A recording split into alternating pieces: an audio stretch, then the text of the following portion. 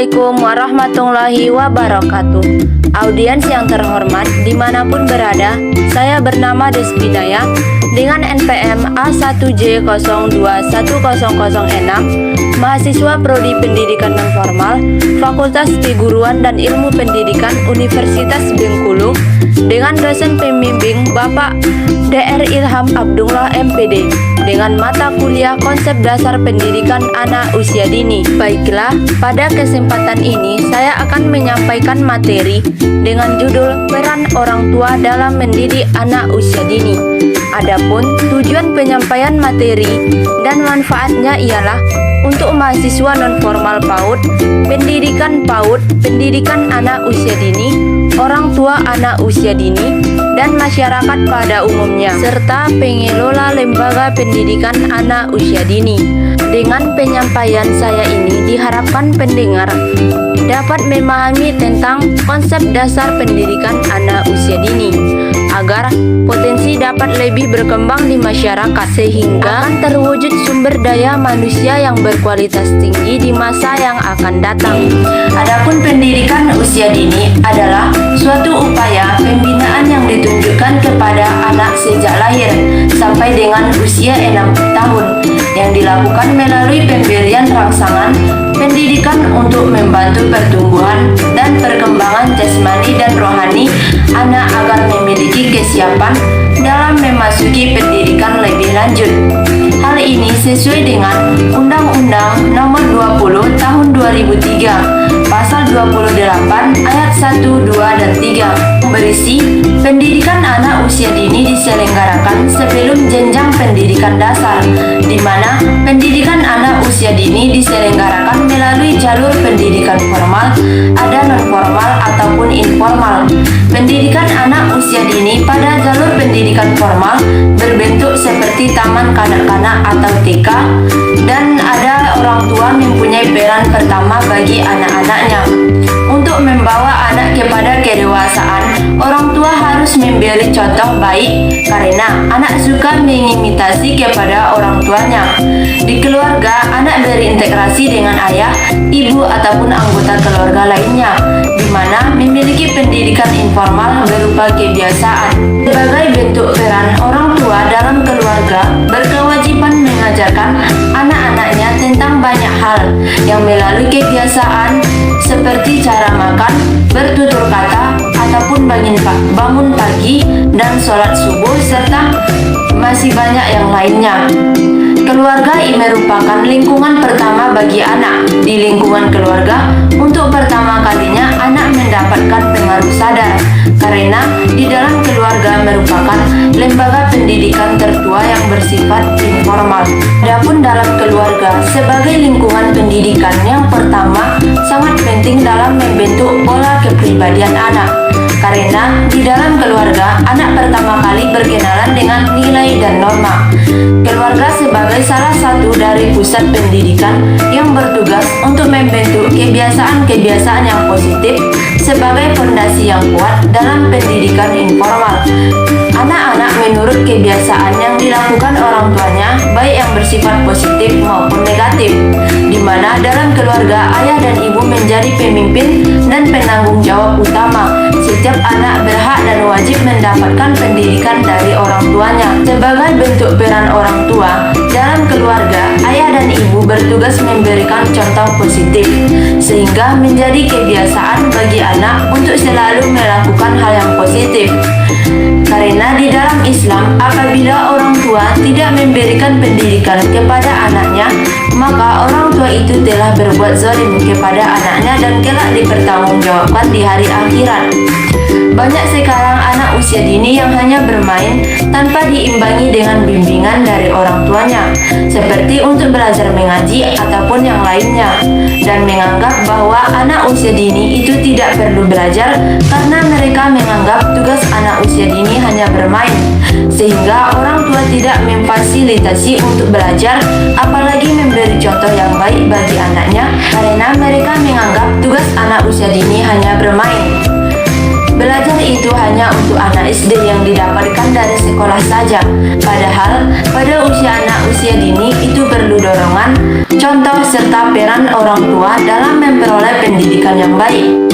Adapun pendidikan anak dalam keluarga, ada beberapa aspek. Yang pertama yaitu pendidikan ibadah, di mana pendidikan ibadah ini khususnya pendidikan sholat yang disebutkan dalam firman Allah yang artinya, "Hai anakku, dirikanlah sholat dan suruhlah manusia untuk bekerja dengan baik dan hindarilah dari apa yang menimpakan kamu.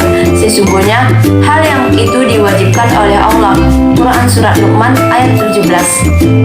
Pendidikan dan pengajaran Al-Quran serta pokok-pokok ajaran Islam yang lain telah disebutkan dalam hadis yang artinya, sebaik-baik dari kamu sekalian adalah orang yang belajar Al-Quran dan kemudian mengajarkannya. Ikan ini harus disertai dengan contoh yang nyata yang masuk dalam pemikiran anak, sehingga penghayatan mereka didasarkan pada kesadaran rasional.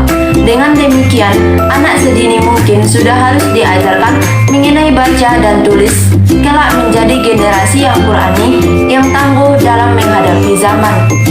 Adapun pendidikan akhlakul karimah, di mana orang tua memiliki kewajiban untuk menanamkan akhlakul karimah pada anak-anak, dan pendidikan akhlakul karimah sangat penting untuk diberikan orang tua kepada anaknya dalam keluarga. Sebagai firman Allah yang artinya, "Dan sederhanakanlah kamu dalam berjalan dan lunakkanlah suaramu, dan sesungguhnya seburuk-buruk suara adalah suara himar." Quran Surat Luqman ayat 19. Dari ayat ini kita menunjukkan dan menjelaskan bahwa tekanan pendidikan keluarga dalam Islam adalah pendidikan akhlak dengan jalan melatih anak hal-hal yang baik, menghormati kedua orang tua, bersikap sopan dan santun dalam berperilaku yang baik dan keseharian maupun dalam bertutur kata. Pendidikan akidah Islam dalam keluarga harus memperhatikan pendidikan akidah Islamiyah, di mana akidah itu merupakan inti dari dasar seseorang yang harus ditanamkan kepada anak sejak dini. Sejalan dengan firman Allah yang artinya, "Dan ingatlah ketika Luqman berkata kepada anaknya di waktu ia memberi kita pelajaran, hai anakku, janganlah kamu mempersekutukan Allah, benar-benar merupakan kezaliman yang besar." Ayat tersebut menjelaskan bahwa akidah harus ditanamkan kepada anak yang merupakan pedoman hidup seorang muslim. Pembahasan selanjutnya mengenai tujuan pendidikan anak di dalam keluarga. Keluarga menyebutkan bahwa pendidikan mencakup pendidikan yang beragam aktivitas yang bertujuan agar anak dapat berkembang secara optimal dan dapat bertahan hidup dengan baik, di mana prinsip pendidikan menurut Hong Mugi tidak tergantung pada siapa ataupun pelaku, namun lebih pada tujuan dari perkembangan dan pendidikan anak.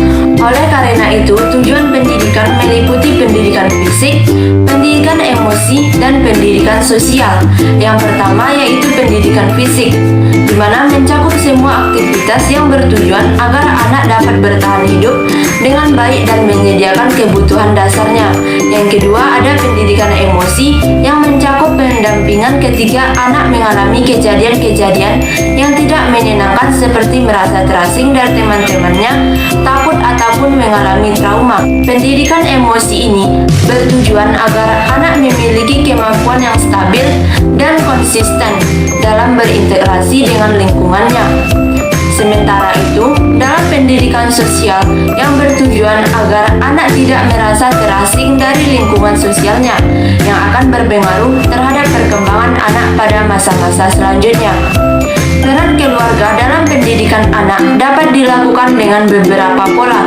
Sebagai berikut, yang pertama ada bermain pada anak, di mana bermain merupakan salah satu cara yang tepat untuk melepaskan atau menumpukan seluruh energi dan perasaan yang dimiliki anak, termasuk di dalamnya emosi anak.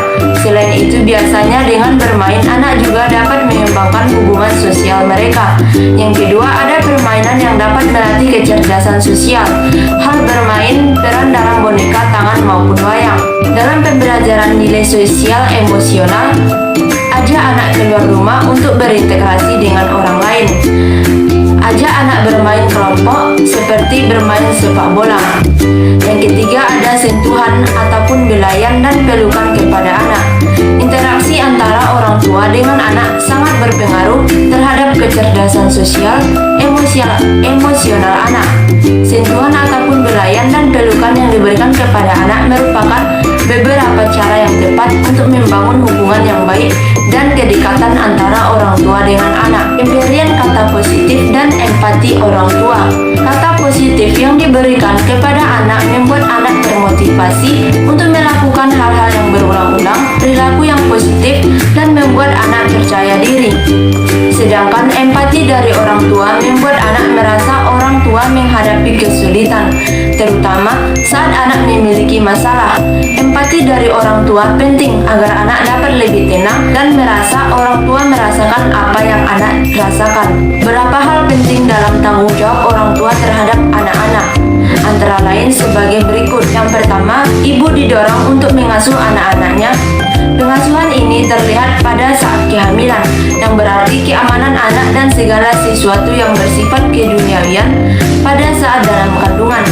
Dari sini kita ditarik kesimpulan, seorang ibu pada dasarnya seorang pengasuh anak, bahwa dia tidak secara langsung ditugaskan untuk mengasuh anak sendiri, tetapi peran seorang ibu juga memberikan pendidikan dari usia dini hingga ke jenjang pendidikan formal. Ayat ini juga menjelaskan tanggung jawab seorang bapak untuk menghidupi anak-anaknya, di mana seorang suami adalah orang yang bertanggung jawab bagi kesejahteraan anggota keluarga dan untuk menyediakan alat memenuhi pangan, pakaian, tempat berteduh, dan kebutuhan lain untuk istri dan mereka yang bertanggung jawab atas tanggung jawab dan anak-anak.